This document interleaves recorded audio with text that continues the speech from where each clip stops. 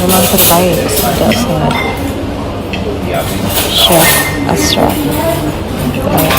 Okay. Yeah, thank you chef. Thank you. Dapat steak untuk kita yang sedap. Cuti masuk dekat kitchen. Terima kasih. Ini tiramisu yang sedap dan halal, no alcohol lah. Di Renaissance.